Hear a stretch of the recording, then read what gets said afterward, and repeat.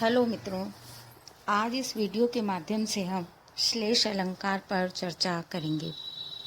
हमने अपने पिछले कुछ वीडियो के अंदर अनुप्रास, लाटा अनुप्रास, यमक, पुनरोक्ति प्रकाश अलंकारों के विषय में चर्चा की थी और क्रम से जानते हुए बहुत धीमा सा, बहुत छोटा अंतर जो इन अलंकारों के मध्य था वह हमने देखा था।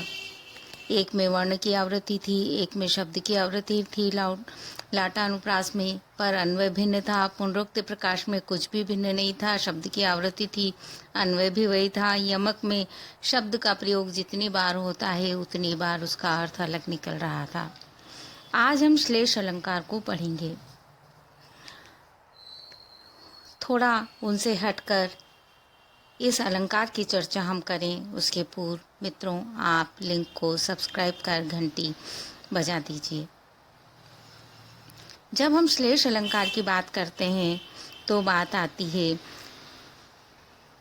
एक ही शब्द के अनेक अर्थ होते हैं और उन अनेक अर्थों का जब एक ही साथ वाक्य में प्रयोग किया जाए, कई प्रसंग लिए जाएं, तो श्लेष की स्थिति बनती है।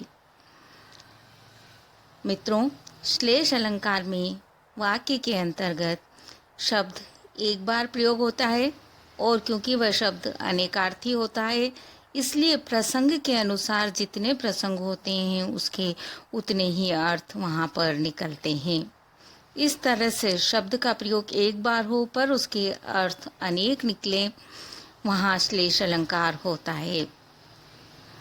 हमने पिछले अलंकार देखे थे, उनमें आवृत्ति हो रही थी और यहाँ आवृत्ति नहीं है शब्द की, आपको ये ध्यान रखना है। हम एक उदाहरण जो सामान्यतः श्लेष का दिया जाता है पहले उसी से चर्चा यहाँ आगे बढ़ाते हैं। पानी गए ने उबरे मोती मानस चून। रहीमदास जी का पद है, रहीमन पानी राखिए बिन पानी सब सून, पानी गए न उबरे मोती मानस चून। यहाँ पर पानी शब्द है, इसके तीन अर्थ होते हैं।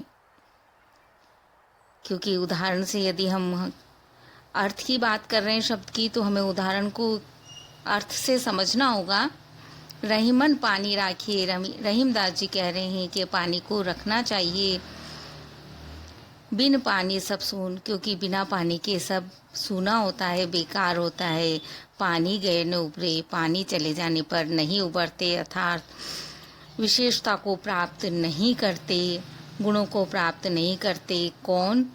मोती मानस चून। तीन चीजें उन्होंने दी है और तीनों का ही संबंध पानी से जोड़ा है। पहले अर्थ में यदि हम देखते हैं तो मोती के प्रसंग में हम देखेंगे तो यदि मोती की चमक चली जाती तो पानी का अर्थ है चमक, उस मोती को फेंक दिया जाता है।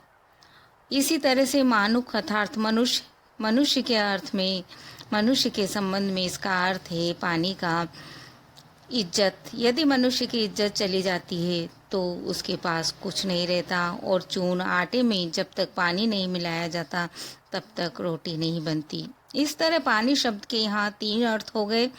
मोती में चमक, मनुष्य में इज्जत और चून अर्थात आटा में पानी ही, जल ही अर्थ है। इस तरह एक ही शब्द का प्रयोग एक बार हो और उसके अनेक अर्थ प्रसंग के अनुसार निकले, वहाँ श्लेष अलंकार होगा। एक और उदाहरण हम इसका देखते हैं। बलिहारी नृपकूप की गुण बिन बूंद न देही। कवि कह रहे हैं कि हम बलिहारी जाते हैं, नृप और कूप अर्थात राजा और कुएं दोनों की बलिहारी करते हैं, हम उन पर अपनी श्रद्धा अर्पित करते हैं कि गुण बिन बूंद न देही, ये दोनों ही बिना गुण के बूंद भी नहीं देते, थोड़ा भी नहीं देते।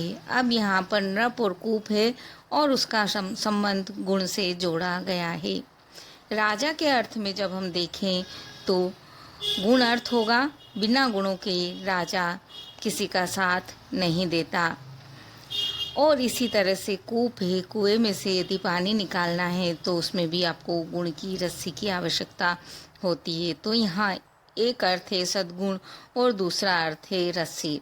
इस तरह मित्रों, ये हमने श्लेष अलंकार देखा, जिसमें शब्द की आवृत्ति एक बार होती है और प्रसंग के अनुसार उसके अनेक अर्थ निकलते हैं।